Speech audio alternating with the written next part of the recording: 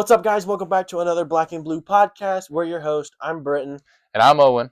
And welcome back. Today, we're going over several things from the Week 18 W in overtime. Yes, sir. Give me some. Yo, screw the Falcons, boy. Come on, baby. But yeah, we're going over several things. We're going to go over Falcons. First of all, welcome to Cancun. Yo, I know this is coming from the now 5-12 team, but you almost had a winning record with Big Kirko, but Yo, that was an amazing game to watch, dude. I agree. Oh my! I have some of the scores pulled or some of the stats pulled up from Pull me up this some week. Stats. So, Victory Monday stats. Yes, even though it's Thursday. Let's start with the Carolina passing. Bryce Young played like a dog on Sunday. Hit me with the stats. All right, you ready? Bryce Young went 25 for 34, 251, 3 touchdowns through the air. 3 touchdowns through the air. And he had 5 carries for 24 yards and 2 on touchdowns. The ground. He had 5 touchdowns. Hey, that's franchise record. I think, yeah. Actually, it's franchise record, which is kind of insane considering Cam Newton never broke that. Exactly. But he's had I think he's had 4 or 5 passing touchdowns and 1 rushing or something. But still. So yeah. But first time in franchise history. Let's go. And then we also had Jalen Coker throw a pass for 19 yards. Yeah, that was low-key kind of crazy. I kind of forgot about that. We had a lot of trick plays during that game, which was really cool to watch. Yeah, I think I went to the restaurant. I came back and I saw him with the ball throwing. I was like, "What the?"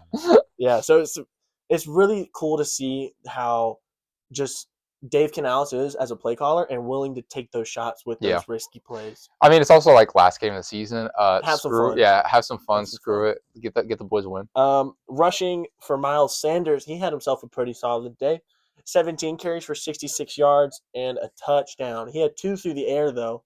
He had 2 receiving touchdowns. So he put up a pretty monstrous day as well. Yeah, he did. Raheem Blackshear, 4 carries for 47 yards, which if you think about it, that's almost 11 yards. Yeah, carry. 11 and a half yards. Beast mode. That's really good.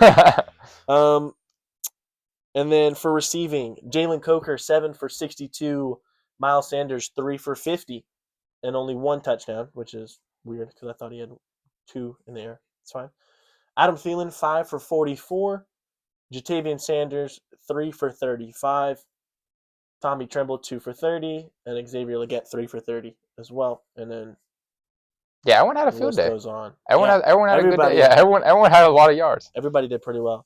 Now, on the other side of the ball, Falcons had some good stats too, though. Michael Penix, he put up. I think he had more yards. He had more yards than Bryce Young, I think. Michael Penix Jr. went 21 for 38, 312 yards.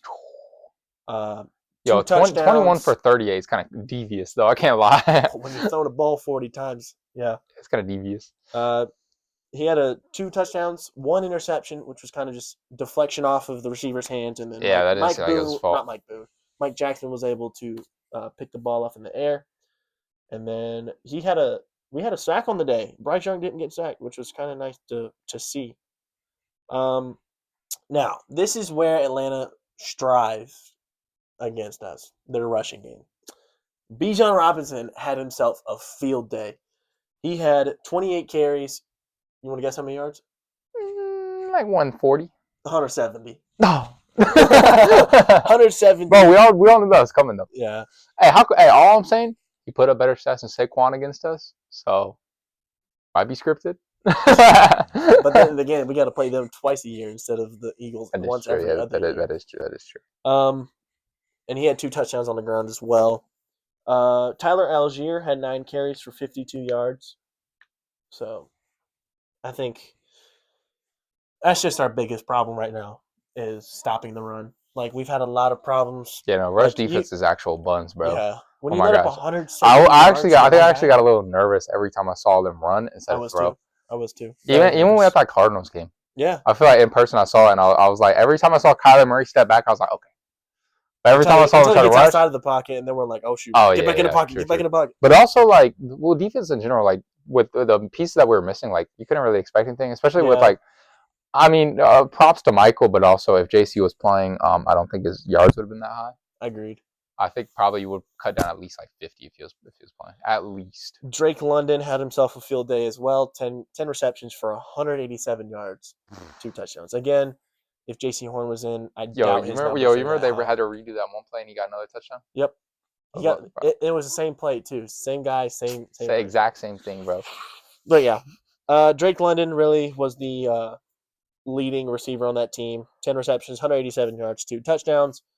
And then Ray McLeod comes up in second place with 4 receptions, 66 yards. So really, I feel like if you're able to shut down their number one, which is Drake London, they're not going to do much against us. Yeah. As we've seen before. Defensive stats, a lot of tackles. Honestly, Sunday was a pretty solid day for the defense. Rushing game, not so much. I think passing game was a lot more successful than it has been in the past. Yeah. A lot more successful. Yeah. That's about it for the stats wise. Before we move on, I do want to bring this up, and we didn't have this in part of the script. It was funny. The 3 out of the 5 Panthers wins this year have been in overtime wins. Mm-hmm. That is kind of a devious stat, not gonna lie. That makes me feel a little strange. The only 2 teams that we have beat regularly are the Saints and the Raiders. And the Raiders have like 3 wins. Whatever. Yeah, so moving into our next point. Big culture change, I feel like, is coming. Either it is already here or it is coming very soon. Yeah, I really wish we could just skip to next year. I do too. I'm gonna miss watching Panthers football. Press the sim to next season button. I'm not gonna miss like the first 7 weeks. I'll miss that back half though. Yeah, that honestly, the back half made me have hope. The back half was probably the most enjoyable football I've watched in a minute. Yeah, at least for Panthers. So it's football. 2022 was a really good season to watch. It was, but 7 they had 8 wins, I think. Because the only 2022 is when we had pick 8. Well, the only reason we didn't make the playoffs was because the Buccaneers eliminated us. Remember Tom Brady, but he got sent out first round. There's that's a whole different video. That's whatever. Okay, whatever. What's next? Coach change? Yeah. No, it's gonna be really exciting. I'm so excited to see this team grow. I'm excited to see Dave Canales is doing really well with his play calling and just whoa. He is becoming a better play caller. Oh yeah, no, he is. But bro, like we were saying, bro, give me screen passes every play, and I'm not gonna be happy. Yeah, the screen passes. Let the man beginning sling of the season was little faith for both Bryce and for Dave Canales as a play caller in just general, because one, Bryce didn't have his confidence, and I don't think Dave Canales had his confidence either, just in the plays that he was calling, because he can only do so much as a play caller to realize, dang, this is ultimately my fault. I'm giving these guys the plays, but I am glad to see that just throughout the season, Dave Canales has become a way better play caller than he was at the very beginning. Yeah, I mean, you also look what he did with Baker Mayfield, the evolution that he can have on. The evolution that he have on a quarterback is kind of crazy. So you got to give props to him. So in no way am I making fun of Dave Canales. I think he's a great guy. I think it's great to see him. Play calling is a little rough, but I mean, he's getting better. So. I mean, there's not much you can do with a first-year play caller as well. I'm excited to see the change out of both him and Bryce Young. Yeah, I'm excited for the future. It's going to look. I do like trick plays. I like more. I want more trick plays. I enjoyed watching that because that was really fun to see. I want to see more.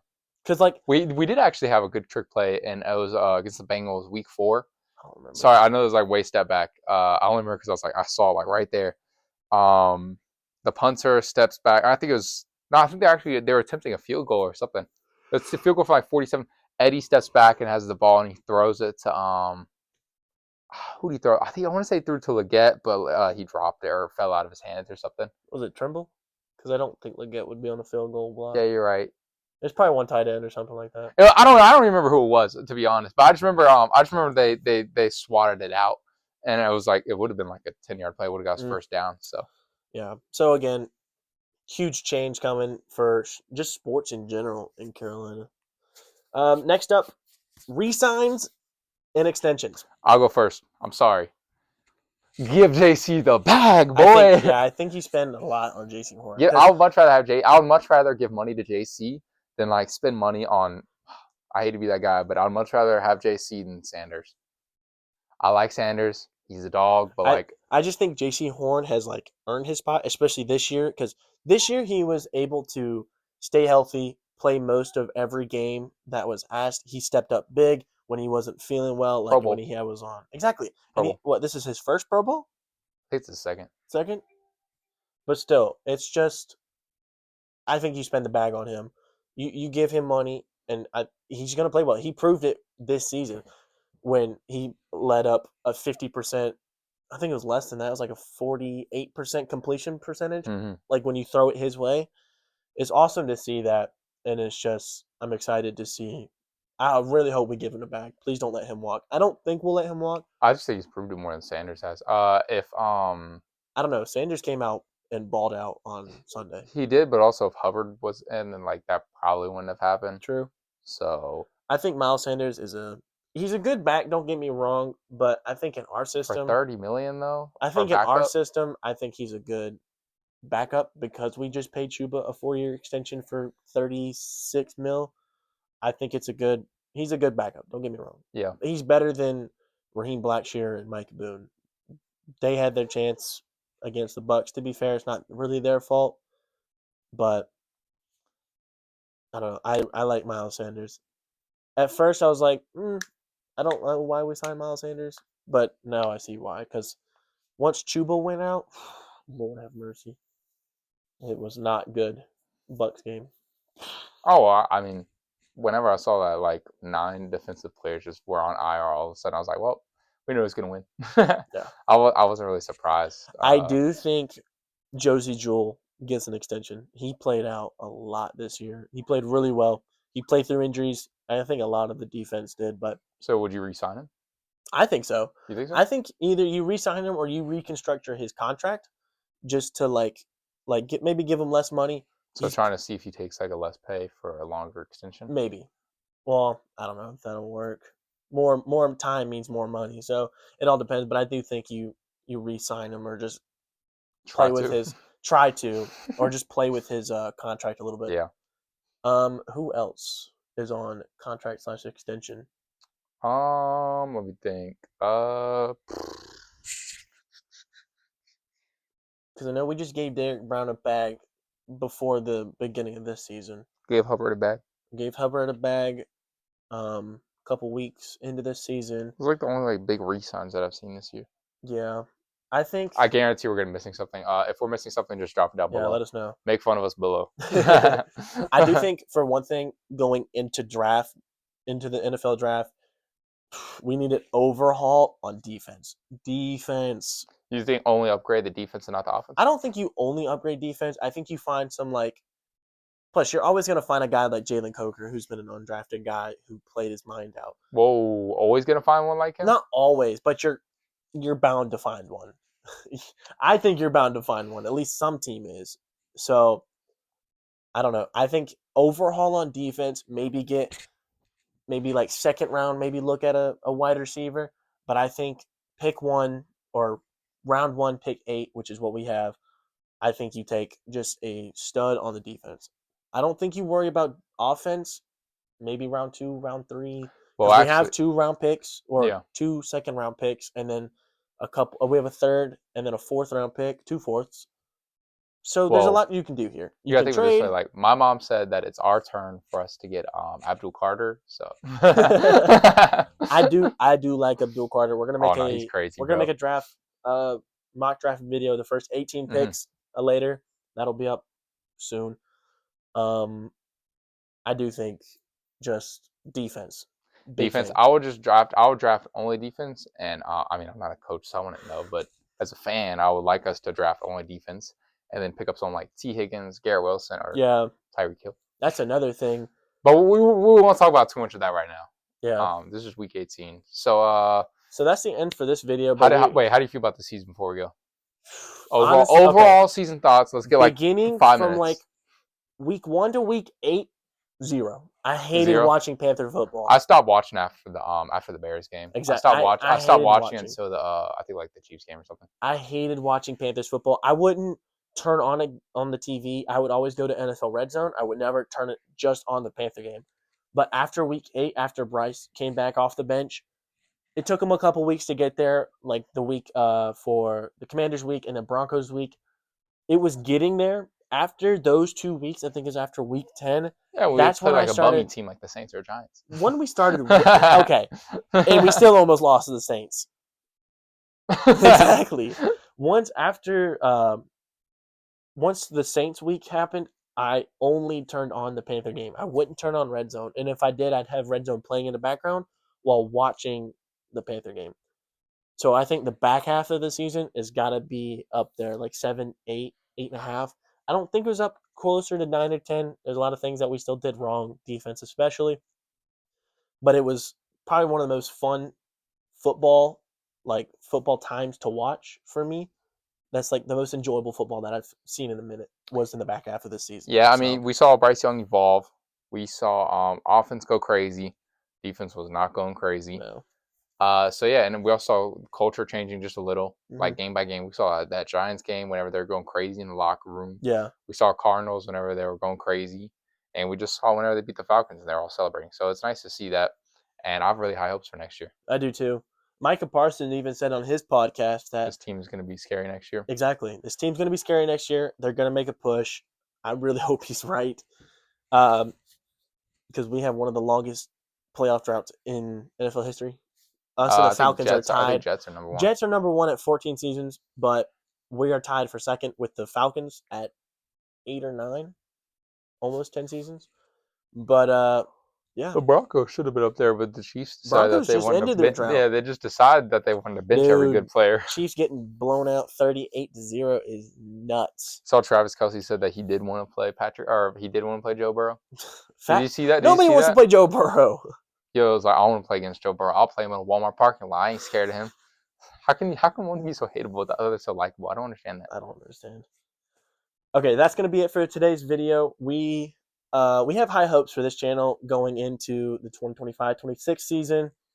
We're going to try and just revamp our content, get a little bit better with it, and just honestly to grow and to post more consistently going into 25-26 season. Yeah, I'll just say this right now. This is the worst quality that our videos are ever going to be. I agree. Like, this is probably the worst that I'll ever get. We're sitting in a random room with a blank background behind us and leather seats with an iPhone. Yeah, with iPhone Temu mic.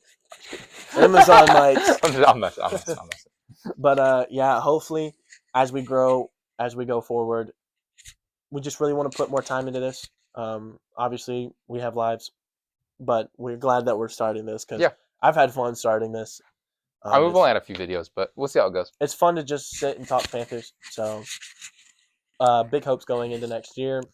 Thank y'all for sticking with us. And yeah, we just hope to post more consistently and have more fun. We'll see y'all in another video. Keep on pounding. Bye, guys.